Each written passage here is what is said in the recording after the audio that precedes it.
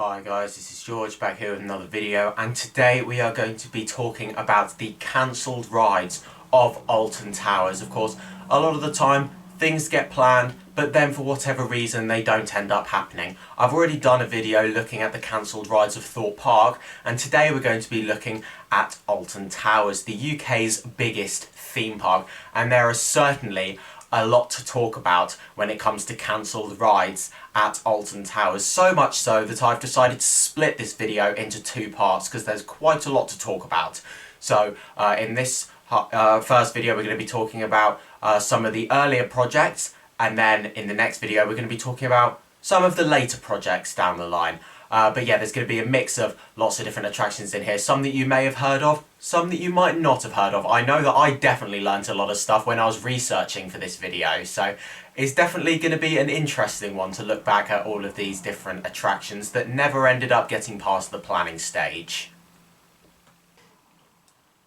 So we're going to start off in 1988. However, there isn't very much to talk about with this because nobody actually knows what this ride was. Supposedly there were plans for a ride in 1988, however, we don't actually know what it is. There's no official plans about this. It's unknown what this is. So, however, there's been speculation that there was a ride planned, however, it's unsure whether it was a roller coaster, a flat ride, dark ride, who knows what it was. However, I thought it'd be worth mentioning in this video because it is a cancelled ride of Alton Towers after all.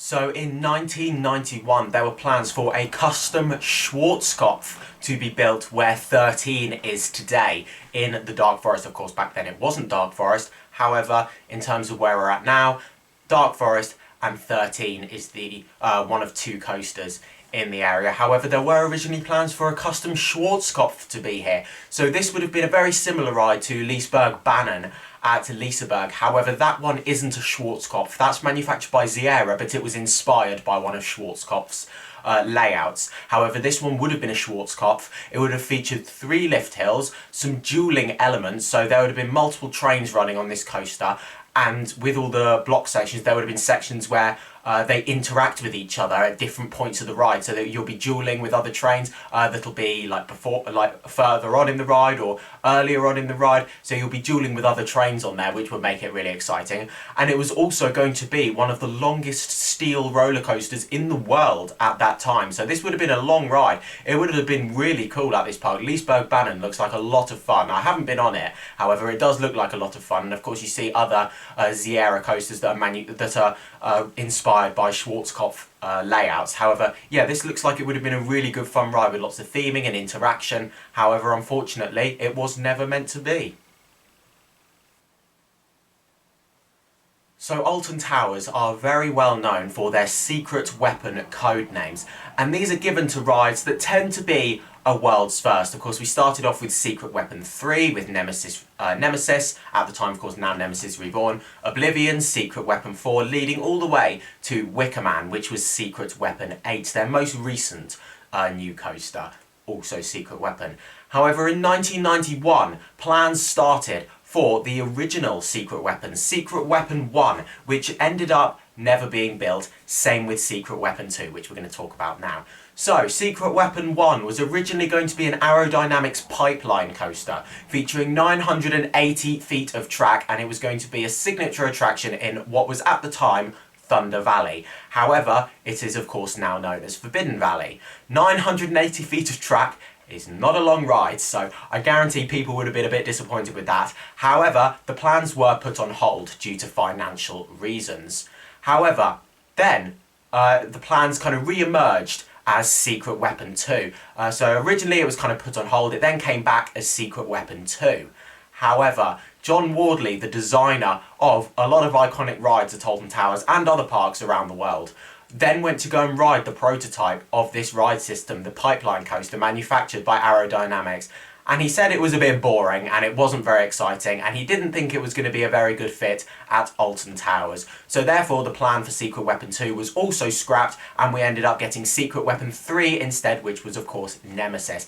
And I think I speak for a lot of people here but I think a lot of people are going to be very glad that we got Nemesis. I'm certainly very glad that we got Nemesis instead. But this was certainly interesting to go and research about the cancelled secret weapons. An Arrow pipeline coaster. It would have certainly been a unique ride, however, looking at the plans, it didn't look like the most comfortable ride. So in 1997, Alton Towers opened Ripsaw, a Huss top spin, and this was a very iconic ride in the park's history. A lot of people rode it, a lot of people loved it, and a lot of people praised it for its fantastic theming. However, originally there were plans for more theming to be part of this ride, even more theming. It was already praised for its theming, but yes, there were originally plans for even more theming to be around it, and it was also going to have a slightly different name. It was originally planned to be called The Screw. However, it was then changed to Ripsaw, and it opened in 1997 to the public, and it went down very well, of course, until it closed in 2015, and then in 2025 the park opened Toxicator, the new Huss top spin, which has replaced Ripsaw after 10 years of that ride closing. So it took them a while, however, we did eventually get a replacement, and I'll tell you what, Toxicator is a really good ride. However, it's really interesting to see the past of all these different plans that didn't end up happening, and it was certainly would have been cool to see the Screw with its added theming. So one of Alton Towers' most iconic rides is Oblivion, the B&M dive coaster that opened in 1998 as the world's first vertical drop coaster, even though it isn't quite vertical. It's nearly there, but it's not vertical. However, there were originally plans for a slightly different layout for Oblivion, and this ride is very well known for being very short. It's a drop into an overbank into the brake run. It's a very short ride. However, there was originally plans for it to be even shorter because it originally was planned to not have the turn at the top. So if you've ridden Oblivion or seen it, you'll know you go up the lift hill, you then make a near 180-degree turn where you get some great panoramic views around the park, and you then drop down. However, there was originally plans for no turn at the top, and it was going to come off the lift hill straight into the drop. Similar to Baron 1898 at Efteling, where there's no turn, it literally just takes you up the lift hill and straight into the drop. It was then going to feature a 180-degree overbank once it emerged from the tunnel, and it was then going to go through a splashdown. So yes, this was certainly very different to what we ended up seeing. Of course, we never saw a splashdown with Oblivion. However, originally there were plans for the splashdown. It would go through the splashdown into an airtime hill, which would take you into the brake run. So yes, it was planned to be even shorter originally, and I tell you what, it would have looked really cool having a splashdown, but I do really like that turn at the top where it takes you around the top of the park, really building up the anticipation of the drop. You get to see all the nice views of X Sector and the towers, and then of course you go down that near 180-foot drop, which is absolutely incredible. But it's crazy to think that originally there was plans for a splashdown to be on this ride. So in 2002, Alton Towers opened the world's first B&M flying coaster, known as Air. Of course, nowadays it's known as Galactica. However, this was originally planned to have a lot more theming around the ride. Supposedly, there was plans for it to have an industrial theme to it, and there was going to be lots of sci-fi looking theming elements with like crashed spaceships and collapsed buildings and all that stuff. However, there's a couple of reasons why this was eventually cancelled. A couple of reasons, nothing has been confirmed, however, that rumours suggest that potentially due to budget cuts, the theming was scrapped. There was also rumours about it potentially being scrapped due to the events of 9/11, which happened the year before. And yeah, the idea with this is basically they didn't really want to go with this industrial destructive theme a few months after the events of 9/11, so therefore it was scrapped. However, overall we obviously know that that didn't end up happening. There's a couple of reasons and rumours of why it would have been cancelled. However, we don't actually know what the official reason was. To be honest, there's not a lot of information about this. However, I have heard rumours of this before, so I thought I'd mention it in this video, because yeah, it certainly looks like there was originally plans for there to be more theming around this ride. However, it was in the end scrapped. So in 2018, Alton Towers opened Wicker Man, a GCI wooden coaster. However, before Wicker Man, there were plans for a lot of different wooden coasters. A lot of people wanted a wooden coaster at Alton Towers for a long time, and there were certainly lots of plans for wooden coasters More of them we'll be talking about in the next episode.